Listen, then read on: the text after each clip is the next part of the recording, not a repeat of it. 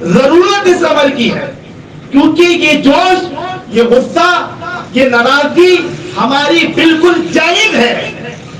کسی شخص کو یہ اختیار نہیں ہے کہ وہ کسی ایک بھی صحابی رسول پر آ کر اپنے الفاظ گاڑنا شروع کر دے،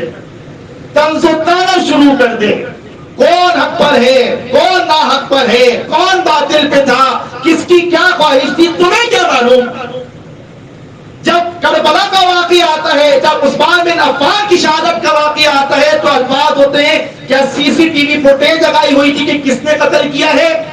اور جب کربلا کا واقعہ آتا ہے تو معلوم ہوتا ہے کہ موصوف وہیں بیٹھ کر سارا نظارہ کر رہے تھے۔ یہ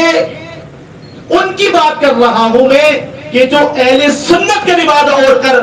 اہل سنت کے لوگوں کو گمراہ کرنے کی کوشش کر رہے ہیں۔ روافض تو اپنا کام کر رہے ہیں، اور وہ لوگ کہ جو اس بات کا تھوڑا بہت بھی علم رکھتے ہیں وہ ان سے اجتناب کرتے ہیں، لیکن جو اصطلاحی معنوں میں دو گروہ ہیں ہماری امت کے، ایک اہل سنت اور ایک اہل تشیع کا، کہ جو لوگ اہل سنت بن کر نیم روافض بن کر روافض کے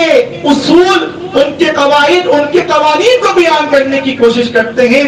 آہستہ آہستہ جسے سلو پوائزن کہتے ہیں، ان کے ذہن میں ڈالنا شروع کرتے ہیں۔ جب ان کو نکالا تو یہ کہہ کر نکالا کہ شخصیت پرستی کسی کی نہیں کرنی، مقلد کسی کا نہیں بننا، اور جب اپنے پاس لے کر آ گئے تو اپنا شخصیت پرست بنا دیا، اپنا مقلد بنا دیا۔